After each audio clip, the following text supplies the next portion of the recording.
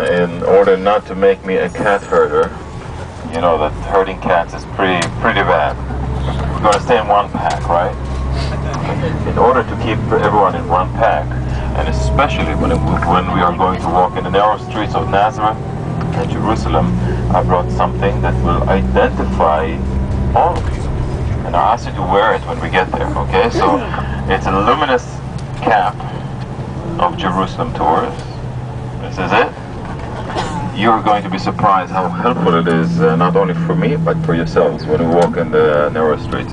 So only then, I mean, if you don't like to wear it, it's not your style or anything else, you don't have to wear it, but in the narrow streets, it's really helpful. Okay, so I'm going to pass one to everyone.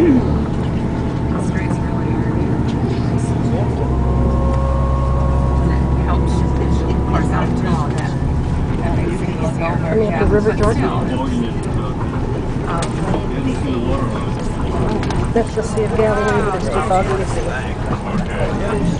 But up here on the left will be the River Jordan. I'm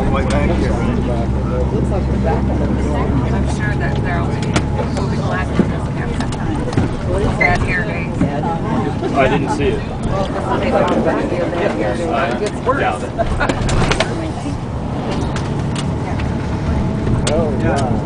Now you can shine. Take a look on the right. You can see this is the Jordan River. This is the southern outlet.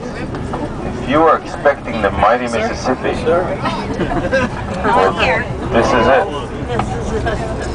Yeah, we're going to cross it in a minute. Need some more. Here we go. Oh, no?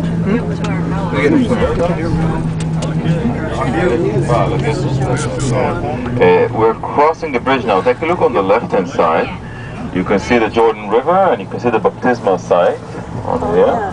This is where we are going to go tomorrow. Oh, tomorrow, good. Water is cool. The temperature of the water, I think mid-70s. Ooh.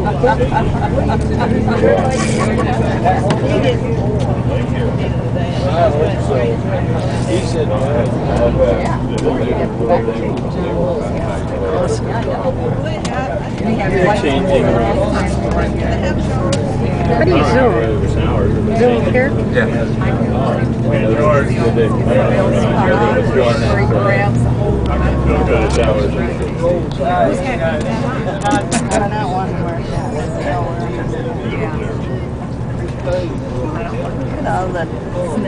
Isn't that pretty? The palm trees. House is way up the top. Do you know that when I say Guatemala, A little suburb. It's a little suburb. It's a little development. Like coming down to where we live. We're all sort of isolated down there. To that little. Certainly. We are now going to make a left turn and we are ascending via the same road that we took last night. We descended in the dark so you didn't see it. I think it's a bit hazy this morning. You will see the lake, but maybe it's not going to be the greatest view because of this. I have a question for you. Is this anyone's birthday today? Yes, people were born on the 29th of February. Phil, it was yours yesterday? Do you know anyone born on the 29th of February? Yes? Now do you? Brother's wife? So, how often do you celebrate birthday? Okay, listen to this. There is a reason why I'm asking this. She's celebrating today. She celebrated in 2004. How about the year 2000? Did you celebrate?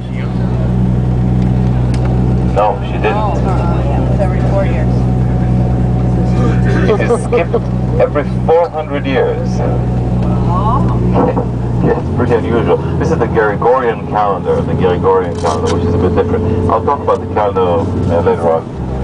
Yeah, if you take a look now, you can see the tip, the southern end of the Sea of Galilee. We're going to see it now from the other side.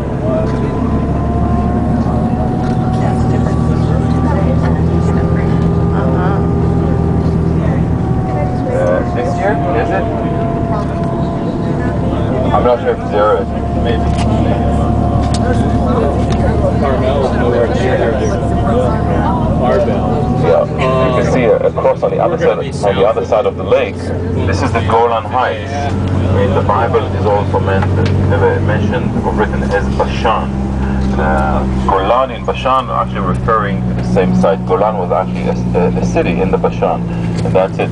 Until 1967, the mountains on the other side of the lake used to be part of Syria, the state of Syria. And in the 6-Day War, how long did it last? 1967.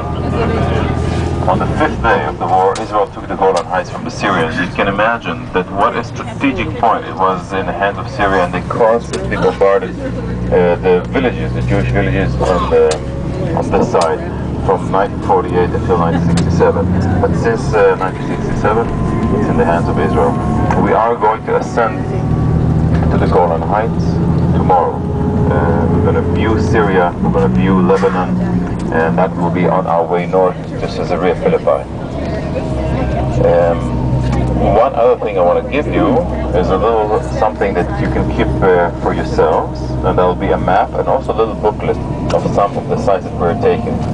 So I'm going to give each and one of you a map, and then I'm going to pull it up and just point out the places we're going.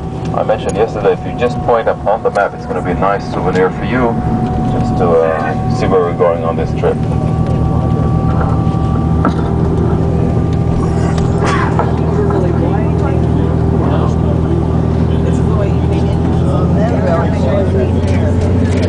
This is recording.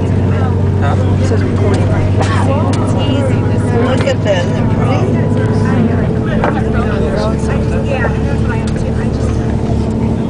It's got the little red recording. Yeah. It's one per person. You want to put this up here, Mike? What's that? Put this up here. For now, yeah. Yeah, oh, that's fine. Like in here, where let me know.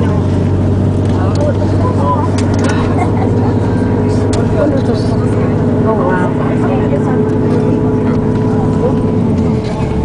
Am I blocking you? We just passed a sign saying sea level, so you can see how deep the Sea of Galilee is. But yeah, this is sea level. And the reason why the valley is so deep is a geological reason, and that is something that I'm going to mention a few times on this trip. But just a word or two about that. This valley is the lowest valley in the world because we are here in a border between two tectonic plates. Are you familiar with the tectonic plate story? Well, the crust of the Earth consists of roughly 10 plates that shift and move on top of the mantle, which is the molten lava rock, the molten rock. The crust itself is relatively thin, 20 to 30 miles thick, and it moves. You know it from the United States, San Andreas Fault. There are two plates that actually, there is a shear movement. Here, the two plates drift apart from each other, and by doing so, creating the deepest valley in the world. And the deepest point in the world is the Dead Sea. We're going to be there. It's about 1,300 feet below sea level.